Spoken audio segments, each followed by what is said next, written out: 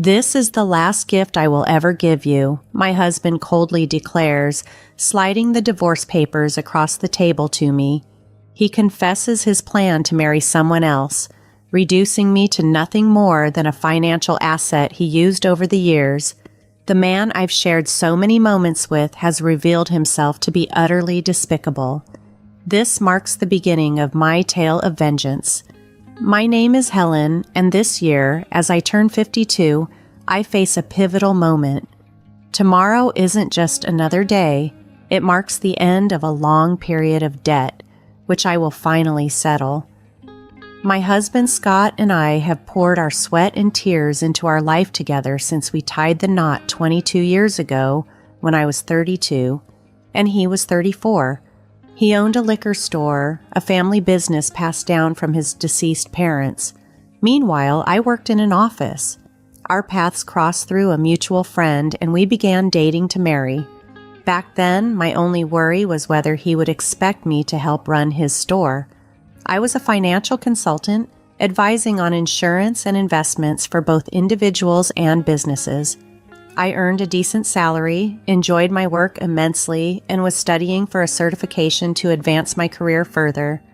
When Scott proposed, he supported my ambitions wholeheartedly. "I know how hard you've been working for your certification, and I want to support you in any way I can," he assured me. He had enough staff to manage the store, so he encouraged me to chase my dreams. His support was crucial in my decision to marry him. He seemed genuinely kind and supportive, always in my corner. We set out to build our lives with a clear understanding. He would manage his business, and I would focus on my career. Our marriage appeared to be flourishing. However, about a year into our marriage, things began to change as he continued with his business. One day, while enjoying a rare day off at home, I was vacuuming under the bed when the machine dragged out a heap of papers. Given that we had moved in less than 8 months ago, the mess was surprising. Curious, I picked up a crumpled piece of paper and smoothed it out. The bold header caught my eye immediately. Reminder of payment. Below it, an outstanding debt of $320,000 in Scott's name stared back at me. It couldn't be just $3,000. My mind reeled with confusion. Why had he kept such a significant debt hidden from me? As soon as Scott returned home that day, I confronted him. "What is this debt? What's going on?" I demanded. His response was quick. "It's not what you think. This debt was left by my parents," he explained. It turned out this wasn't a personal debt, but rather one tied to his liquor store, inherited alongside the business. The debt was secured against both the land and the house we lived in, and he had no intention of renouncing the inheritance. I realized it wasn't his debt, but that didn't mean it could be ignored. "But this is a payment reminder. Aren't you supposed to be making monthly payments?" I asked, trying to understand the full scope of the situation. "I do make payments, but sales can be inconsistent," he replied. "Sometimes during slower months, I can't cover the payments. I have to prioritize paying my staff, so I've asked the creditors to wait." His explanation seemed reasonable at first, but the presence of a final notice on the reminder was alarming. "I didn't tell you because I didn't want you to worry," he added quickly. "Don't stress about it. The business is generally doing well, and look, we haven't been evicted or anything, right?" Although what he said was true, the revelation and his initial secrecy left a troubling impression. I stared at him, my anxiety clear. Then he threw me a curveball. "If you're so worried, why don't you help pay it off? You're earning quite a bit, aren't you?" His suggestion made me uneasy. After all, the store wasn't mine. But in a marriage, aren't partners supposed to support each other? "My debt is also yours," he added abruptly. "If my store went under, it would affect a lot of people. It's become crucial to our community." He was right about one thing. His store was a vital part of the local area, nestled in the suburbs where other shops and supermarkets were scarce. He also sold fresh goods like meat and fish, and even offered a home delivery service. I had visited the store several times and seen how bustling it was. with customers often expressing their gratitude for its presence in the neighborhood. "Please, I need you to help me with the debt," he pleaded, his eyes earnest. "I'll keep focusing on the business, but I need your help." His dedication to his work was undeniable, and the thought of his store closing was painful for him and the community that relied on it.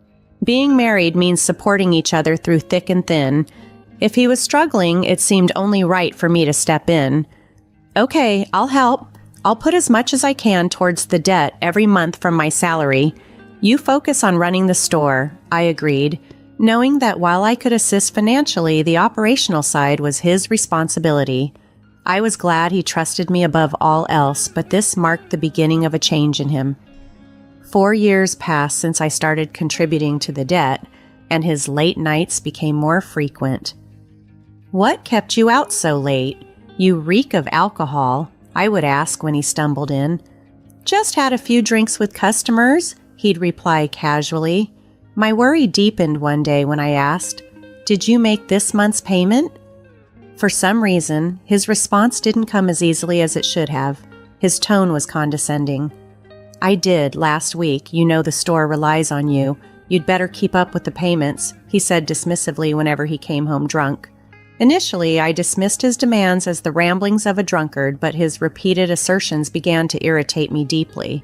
It seemed he thought it entirely normal that I should shoulder his financial burdens.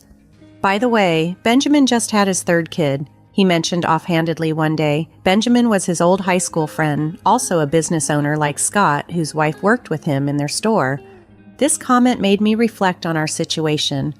"I've been meaning to talk to you," I said, finally voicing my long-held desire.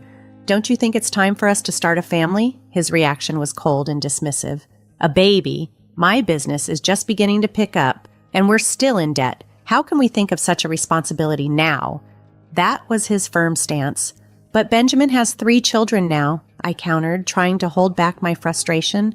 "Surely we can manage one." "His situation is different. His parents are still well, and his wife is actively involved in the business," he retorted, making it clear that our circumstances were not the same.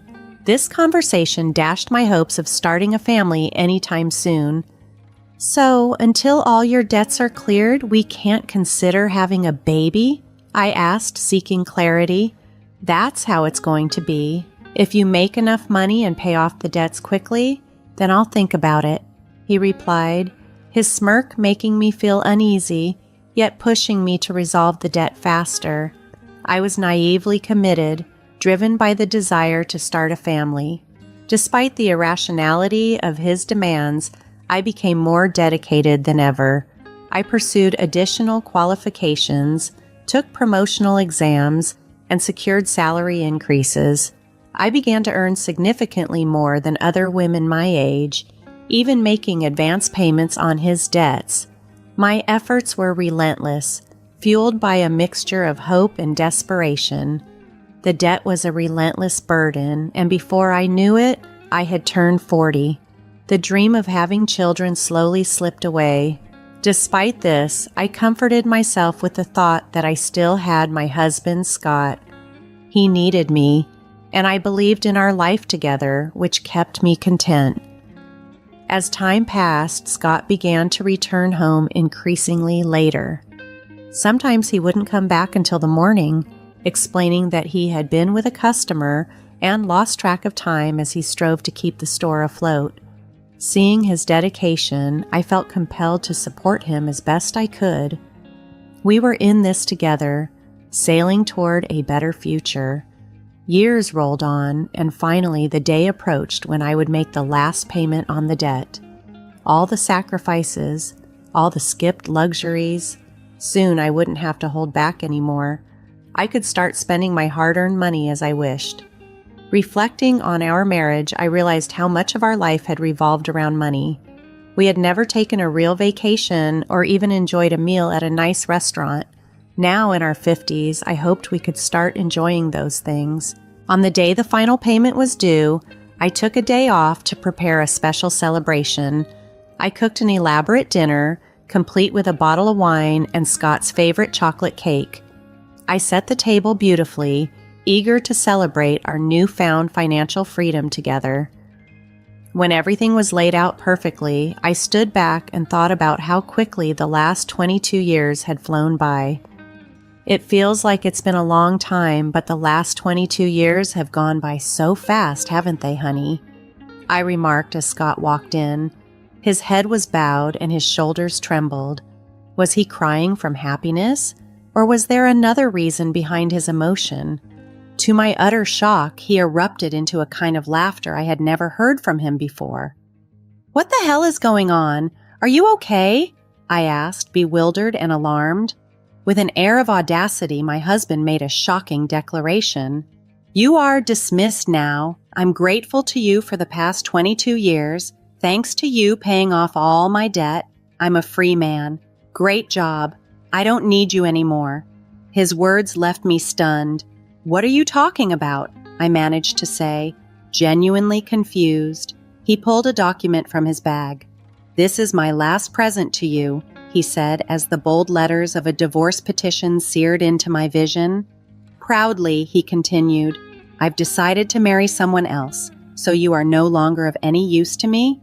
Thanks for being my cash dispenser until now." "Are you getting remarried? Have you been cheating on me all this time?" I asked, piecing together his habitual late returns under the pretense of work or social engagements, while I slaved away to clear his debts. His smug expression did not falter. "I am not unfaithful. I have already found my next wife. I wanted to divorce you and marry her, which is why I waited for you to clear my debt." Tears welled up as the absurdity of the situation hit me. The lavish feast I had prepared blurred before my tear-filled eyes. "Get the hell out of here," he snapped, thrusting the divorce papers at me. My anger surged, boiling my blood faster than sorrow or despair could settle in. "Okay, but you won't regret this?" I forced the words out. "No, I won't. Why would I regret divorcing an old hag like you?" Old hag? If I were hurt, he would be an old fart, I thought to myself, amused by his delusional self-image. His misconception was so ludicrous that it helped me regain my composure. Taking the divorce papers, I declared, "I'm going to take this with me for now." With a heavy heart, I gathered my belongings and left the home we had shared for 22 years. The abrupt end to my 22-year marriage left me reeling. Alone at last, tears of emptiness and frustration streamed down my face. I needed closure and justice. Soon after, I consulted my attorney to draft a divorce agreement and sent it to Scott. I also requested a background report on his new fiancée to see what I was dealing with. Not long after, Scott called me, his voice thick with fury. "Hey, Helen, what the hell is this document?" he barked through the phone. I could almost see his face turning a bright shade of red. "It's a divorce agreement. What about it?" I replied, keeping my tone even and calm. "I know what it is, but what's this loan agreement? Why do I have to pay you back?" His voice was full of disbelief and anger, confused by the financial claims I had laid out. "This isn't just about any loan. It's about the money I paid on your behalf during our marriage," I explained. He seemed to struggle with the concept, protesting that I had chosen to make those payments out of my goodwill. "This is ridiculous. You decided to do this on your own, didn't you? Why are you digging up the past now?" he continued, unable to grasp the shift in our circumstances. "I did it as your wife," I responded firmly. "But if we're getting divorced, that changes things. It's only fair you repay me." The reality of his situation seemed to hit him then. He hadn't considered the financial implications when he asked for the divorce. Armed with my knowledge from years of working with insurance and investments and having contacts with experienced attorneys, I was prepared. The amount he owed me, including interest, was over $360,000. I was adamant about getting back exactly that amount. When he saw the name of a well-known local attorney on the document, he finally understood the gravity of the situation. "You know I don't have that kind of money," he protested weakly. "Sell the store to fund it then. If that's what it takes, so be it," I suggested. His response was desperate. "If I do that, I won't have anything left." "You're only 54. I pointed out. "You could still find a job. It's time you figured it out, just as I have." My resolve was clear. I was determined to start my next chapter on my terms, without the weight of his debts or deceit. The conversation was going nowhere, and I was ready to end the call, but curiosity got the better of me. "So how's it going with your new bride-to-be?" I asked. "None of your business," he snapped back. I couldn't help but burst into laughter. It sounded like he was having a tough time. "Good luck," I said, amusement still lacing my voice as I prepared to hang up. "Wait a minute," he interrupted urgently. "I've decided not to marry her. We can start over," he pleaded. I couldn't believe what I was hearing. "Start over? Don't kid yourself. I don't want you," I yelled, my patience finally breaking. Hanging up, I was left to ponder. Had I appeared more ridiculous than him to others during our 22 years together? I had respected him until the divorce and watched him work tirelessly for the store and his customers. But now I realized he was just a fool. The situation with his supposed remarriage began innocently enough. He flirted with a part-time university student named Elizabeth, exclaiming, "You are so cute, Elizabeth. Will you be my wife?" She played along, jokingly responding, "Well, I would think about it if you let me be a full-time housewife." But he took her just seriously. The idea of marrying a man nearly 42 years her senior was nothing but a joke to her. Yet it turned serious when he persistently pressed her to marry him, leading her parents to intervene and obtain a restraining order against him. Reading the private investigation report, I found myself laughing so hard that I started hyperventilating. All those nights he came home late, I assumed he was slaving away for his business. In reality, he was at bars and strip joints hitting on young girls. Boasting about his charm, he'd say, "I'm surprisingly popular with young girls. I'm a salesman, so I have this easy-to-talk-to aura and get along well." The report revealed the sad truth of his delusions and desperation. People often comment on how young I look and ask, "Don't you think so?" His remarks made the girls cringe, and he saw me only as someone to provide him with money, disregarding his older wife. His distorted view of himself turned him into a rather ridiculous figure who almost ended up in legal trouble with the police. It might have even been less complicated if he had been unfaithful, but he wasn't appealing enough to find a mistress. The whole debacle started when his friend Benjamin celebrated becoming a grandfather. As soon as he saw my grandchild, he absurdly declared he wanted one too. I sharply told him that he shouldn't even think like that, especially since I was the one clearing his debts. He was utterly embarrassed. Looking back, I'm relieved I didn't waste my golden years with him. After we divorced, despite some confusion over who owned what, he didn't fight the settlement because my lawyer was well known for being tough. It made me wonder how someone so lacking in resolve could have managed a business at all.